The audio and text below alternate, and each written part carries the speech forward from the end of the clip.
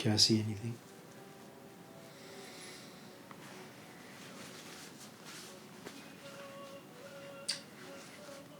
It's not about houses, is it?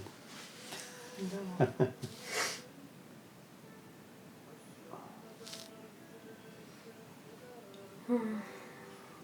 Can you talk about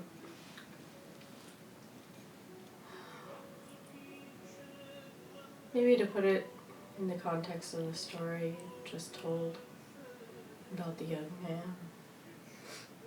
Can you talk first about dependency? Is dependency, and then maybe, if you feel it's relevant at all, self-sufficiency. Or maybe just dependency.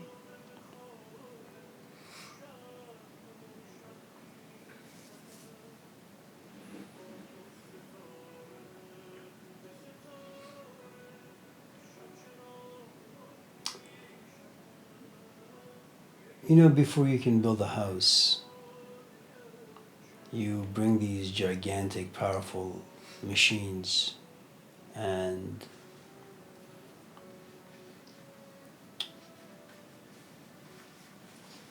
they really just pack the dirt.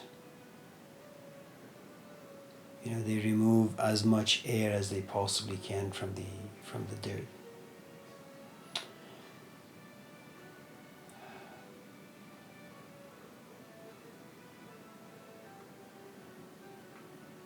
Because the next step is to create the frames and pour the concrete and the rebars. The health of the concrete, the slab, really depends on how packed the dirt underneath is. Because if the dirt begins to move, if it begins to kind of give after a while, because you have all this kind of weight on the slab, eventually it's going to crack. You know, they want to make sure that the ground doesn't move. Then when you pour the concrete, you have to make sure that you have put the rebars in all the right ways, you know, like every 12 inches or so. And then it also depends on the thickness of the concrete, depends if you want to build a 1-story or a 2-story house. If it's a 2-story house, then the slab may have to be about 6 inches as opposed to just 4.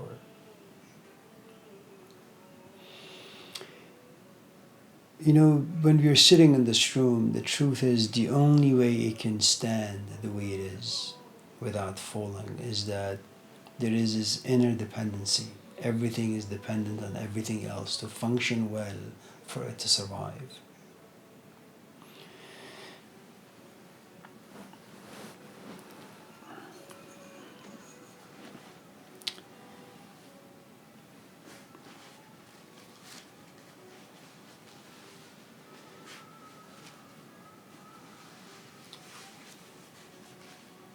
You know,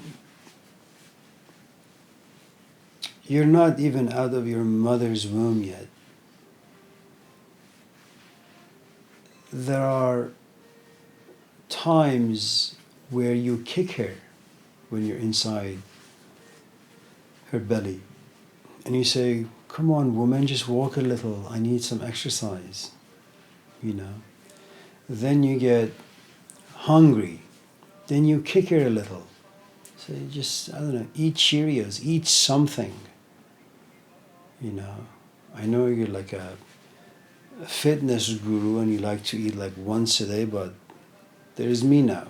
You know, feed me. And just in case she eats something that doesn't suit this tiny little thing inside your tummy, you're going to kick. You're going to make her feel really, really bad for what she has done. Your survival depends on this woman. And you will do whatever you possibly can to survive. Then you come out. You want her to hold you, to nurse you.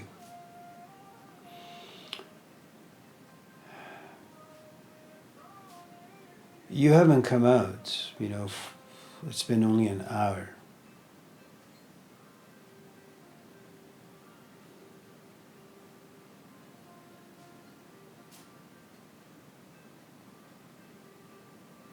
And you wet your diaper, whether it's a number 1 or a number 2. But what do? You scream and you cry. You're dependent on someone out there, hopefully a mother or a father or a brother or a sister, who can hear your screams, come with, a box of wipes, clean you, put on you, a new wipe and then, diaper and then go away. You go back to sleep. Then you get nursed because you're hungry. Then someone needs to put you on their shoulder and just tap your back gently so you can burp. There comes a point where, you're kind of, some time has passed and you're on your back and you're so desperately trying to roll. You begin your life and your desire for independence at such an early stage. You really just want to break free, but you're not there yet. And then you kind of make some noise and your dad or your mom kind of just flip you over, and now you begin to see the world upside down, perhaps. And then instinctually something about you says, it just, you try to sit up and everyone sees that. But you depend on other people to help you. You can't do this on your own. And then again, instinctually, organically, there is this, or maybe not so organically, because you see other people walking, and you say, I want to stand. You need help, and your daughter, you kind of give her your finger, your husband does, and she grabs it and you pull her up and she's standing now. And with the other hand, she's hanging onto the sofa, And then there comes a point where you grab both of her hands and you say, take a step. She can't do this. She can't do anything on her own.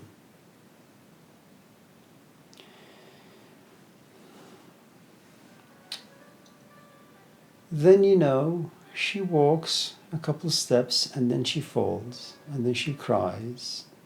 And then again, you help her stand. And then she begins to walk like a drunk. She wobbles here and there. And then she runs.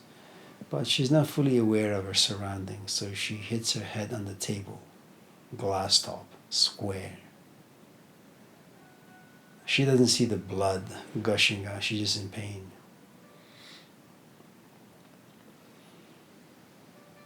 Then it's time to eat.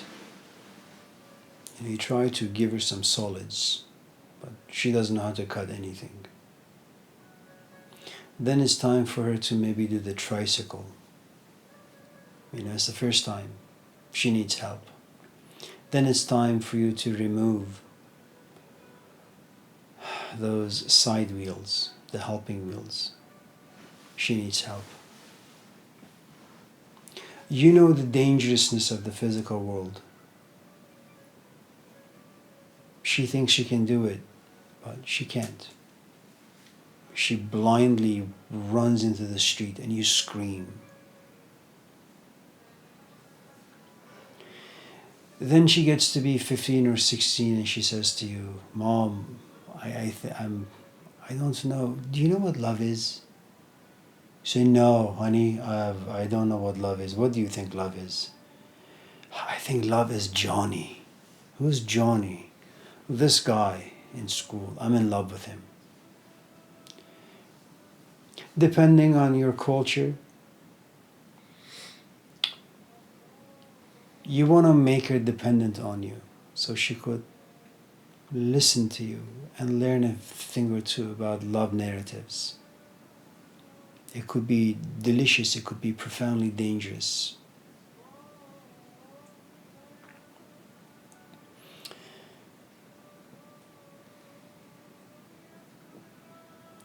Because if she doesn't depend on you, she's going to depend on the social world, her friends, media, video games. And that dependency will birth identity, meaning, and purpose. There comes a point, perhaps, maybe she's heartbroken, and maybe like Plato for the first time, she wants to truly understand the nature of love.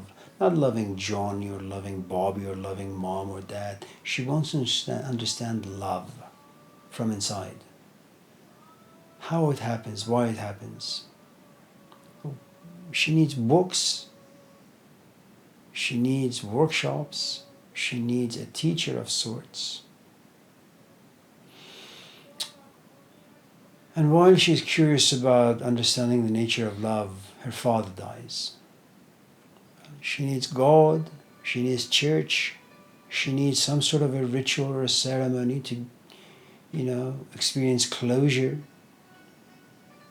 She needs to cry. She needs to scream. She needs to talk to someone about having lost her father or her mother.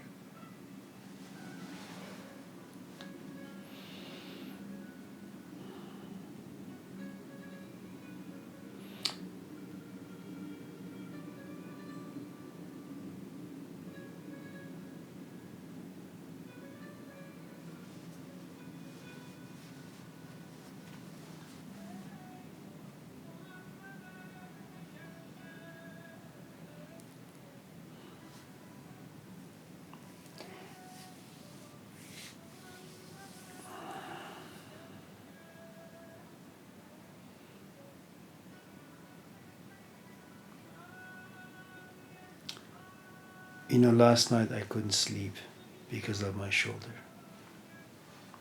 I left the house at 5. I got to campus about 5:15. I wanted to write. I was exhausted. I put my head down, woke up an hour later. I tried to use the computer, but my shoulder wouldn't let me. I am dependent on my body to be healthy so my mind can be free enough to write, to think, to be creative. Then I go to the classroom and I realize I am really, really exhausted. The pain in my arm, the exhaustion from not having had enough rest. And then I realize I'm just fumbling all over the place.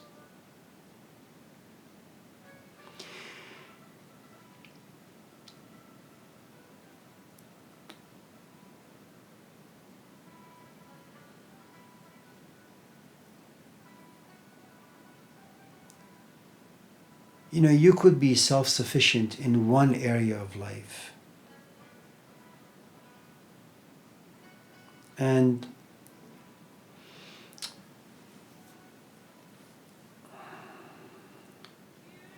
you could be insufficient in all the other areas of life.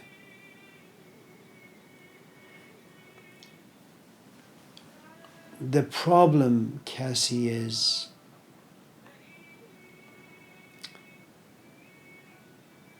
in some ways it also depends on how you see yourself. I don't see myself as a philosopher, as a saint.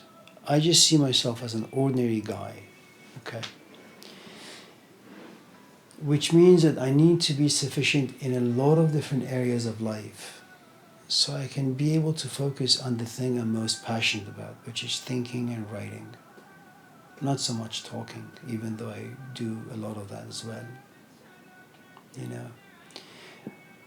I need to make sure that when it comes to my relationship with my wife, there are not too many frictions out there, because then it's going to occupy mental space. And then it's just going to kind of remove me further from what I want to do.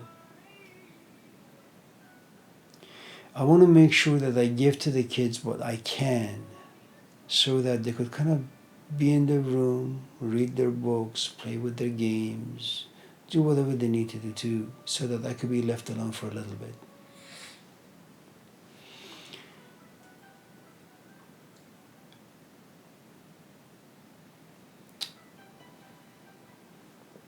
I need to be around the right people.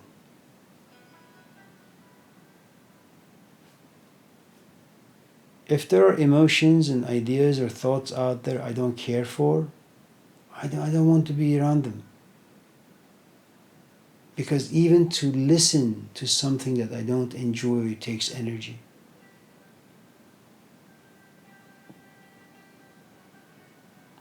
So I am dependent on the right people to be around me.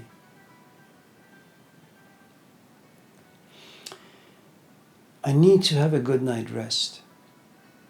I need to have a healthy body. The problem, Cassie, is I have realized all these things a little too late in my life. It's no good realizing this, that I need a healthy body when my shoulder is like this. And the problem is we are not the sort of creatures that receive advice well. It's like you need to knock your head on the wall until you get the answer. You have to experience it for yourself.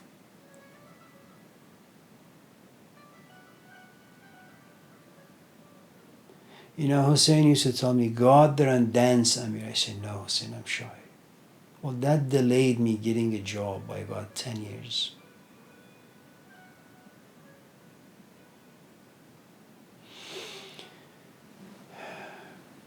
If you're talking about, for example, you know, you have a wife or a husband, you have a family, or maybe you're just single and you have a job and your life is relatively going okay, and all of a sudden you, like Tolstoy, you begin to ask difficult questions, or like Rumi, روزها فکر من این است همه شب سخنم که چرا فارغ از احوال دل خویشتنم. از کجا آمدنم بهر چه بود. And when all of a sudden you wake up and you say, who am I? What am I doing here? What is the meaning of my life? Where is it going? Why am I doing the things I'm doing? I mean, these are, and if you take these questions very seriously, and if they have really like penetrated inside you, and they've like created a home inside you, where like every 10 minutes a question comes up and says, what are you doing? Are you really that ridiculous? You know?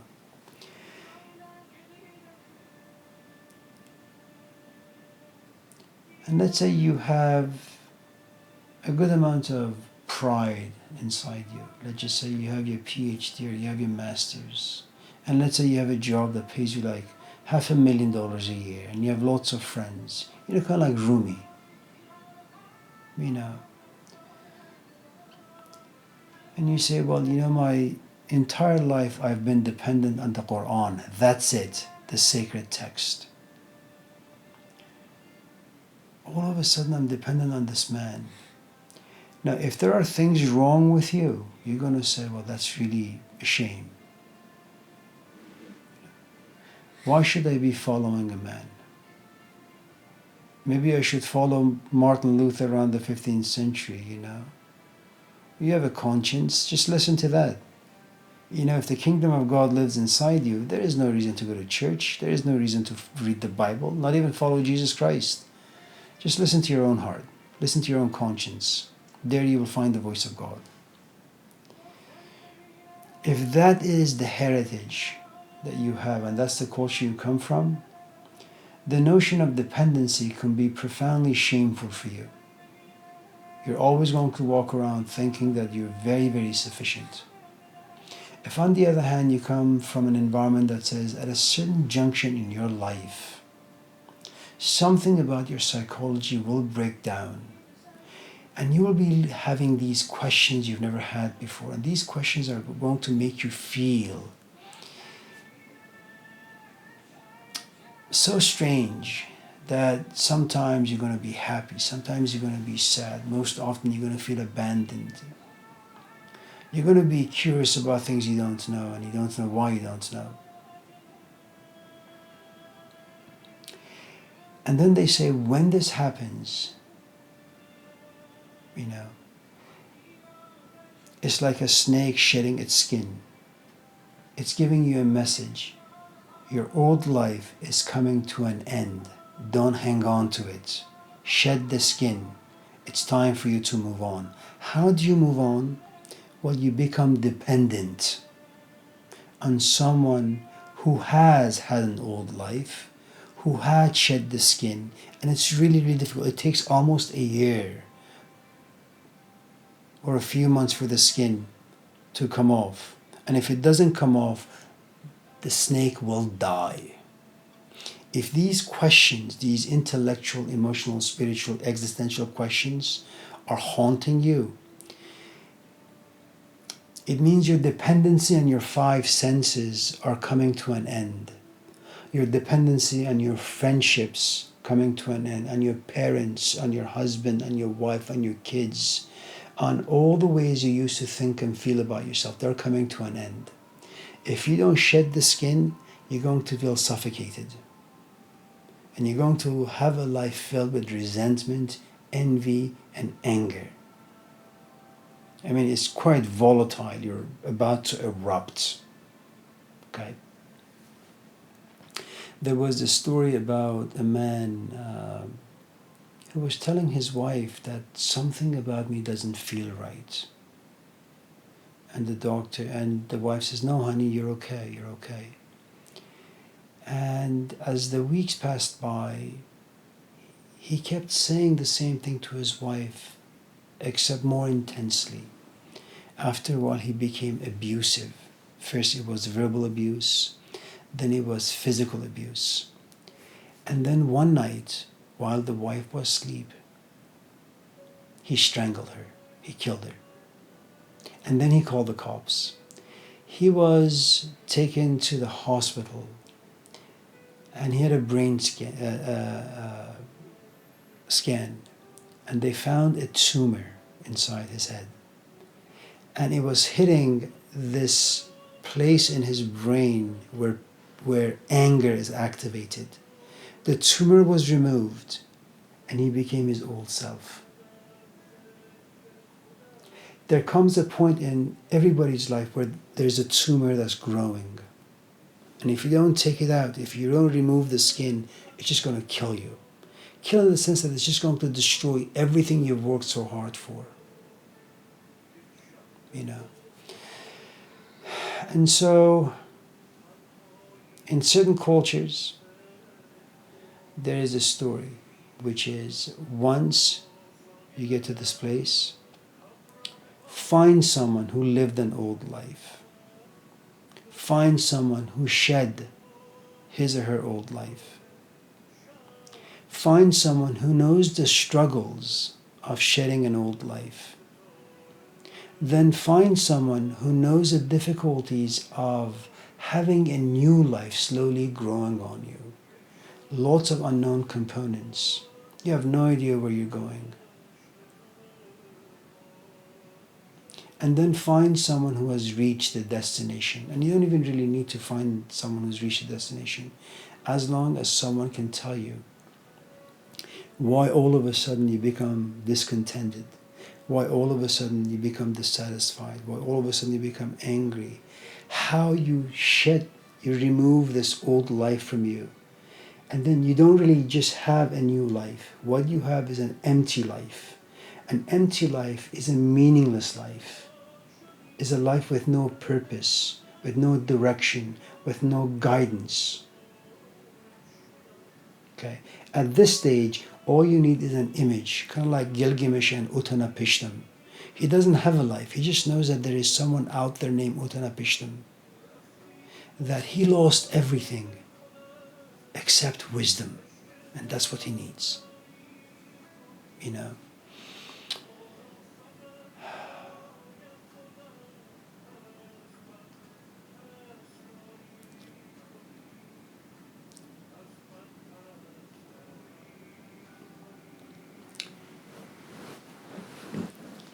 You can never be completely self-sufficient. It's impossible. You know.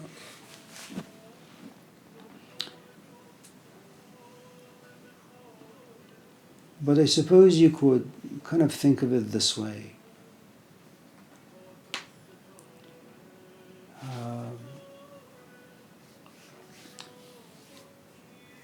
If you live life you're always going to be in bondage, always.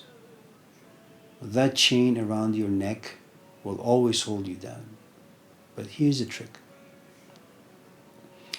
Some people have only chains around their neck. Some people have chains around their neck and their waist. Some people around their neck, their waist, and their wrists. Some people around their neck, their back, their wrist, and their legs. Some people have all those chains, but they're also chained to the floor. Some people are chained, but they are forced to sit on the floor. Some people are chained, they're forced to lay on the floor.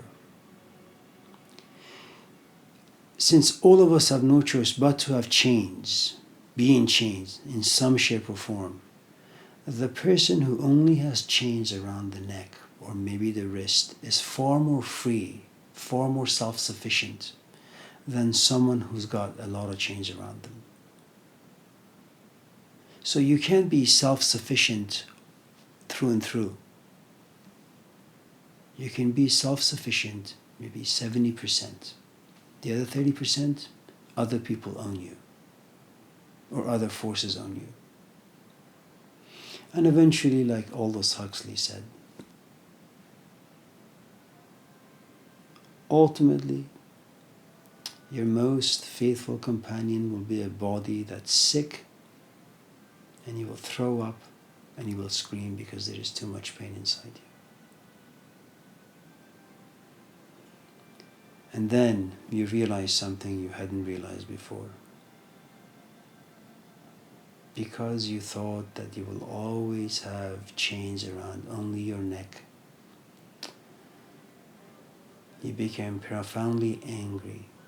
You were mean-spirited to people. Now you can't shower, you can't clean yourself, you can't feed yourself. You are dependent on the very people you thought you would never need.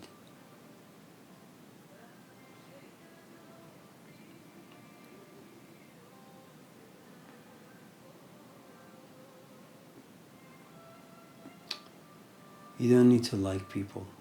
Just be polite to them. Because as a human being, you have to be enormously political. You have no idea when you're going to need them.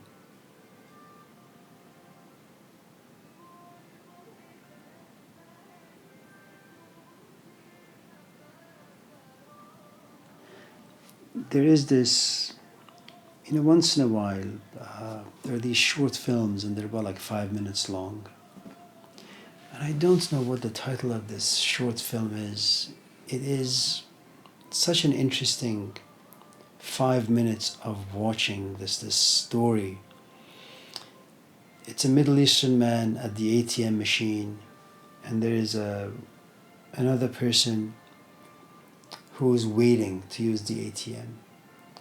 This man who's waiting loses his patience, goes to the guy and says, "What the hell is wrong with you? Hurry up.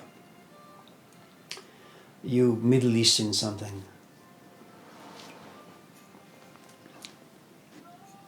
So this Middle Eastern guy goes to this white man and says, "Did you say something to me?" He says, "Yeah, I was telling you what the hell is wrong with you. All you Middle Eastern are the same." The guy, let's call him Amir. He just shakes his head and walks away. The white guy has an interview in the afternoon. There's a committee of 2 or 3 people. They really, really like Joe. And before they actually give him the job, they say, "Well, we're going to have you talk to the CEO, the owner of this company." And so he says, fine. So the owner comes, and it happens to be the guy at the ATM. And the owner, the CEO, says to him, "I know you from somewhere, I just don't know where." And the white guy says, "I don't think we have ever met." And after like a few seconds of going back and forth, this Middle Eastern guy says, "You were that guy at the ATM. You said all these nasty things to me. I'm not going to give you a job. I'm sorry." Time passes. This white man has become homeless. He's just sitting on a bus stop somewhere, and this Middle Eastern guy is passing, and this white guy shouts, "Mr. Aziz." His name was Aziz. "Mr. Aziz." And this guy turns around and says, "Yes, I know you." This Middle Eastern guy, "I've never seen you in my life. I came to the interview. Do you remember? You were right to not give me the job. I was an idiot. I'm very, very sorry." And he says, "I know this is too much to ask, but if you can give me like a few dollars, I'd be very grateful because I have nothing." And so this Middle Eastern guy says, "Okay, I'll be back." And the white guy says, "I know he's not going to come back." The guy comes back and gives him $1,000 and says, "This should hold you over for about 2-3 weeks." Time passes. This Middle Eastern guy is now in a home for seniors who are suffering from dementia. The guy who's to help him is the white guy who put his life back together. The white guy doesn't recognize him because they're both a little old now. But Aziz begins to laugh. And it's a really interesting story in the sense that things are connected, dependent, in such a strange, fascinating, at the same time, frightening way. That the moment you feel that you are self-sufficient and you drive certain people away, all of a sudden life deals you a hand where you realize you need the very people you drove away. You know. And I think we're all guilty of this, but I think it's good to have the proper social etiquette, to be polite enough, where you don't piss off people to the degree to which that they just really won't care for you, period. You know. You know, Sophia didn't have school yesterday, so her and I just hung out from 8 till about, 2 or 3 or something. We went to college, and all of a sudden this woman came to this public place and began, in a very loud, obnoxious, entitled way, maybe she had every right to. And it was kind of like a rehearsed story. My husband is horrible. I just had a fight with him. He abused me. I need $200. The problem with, her narrative was that there is a homeless man sitting over there. There is a homeless young adult sitting over there. There is another homeless woman. There are so many homeless people that even if someone is coming to you in a very honest and sincere way, you now live in an environment where you no longer have the capacity to trust. It becomes very, very difficult.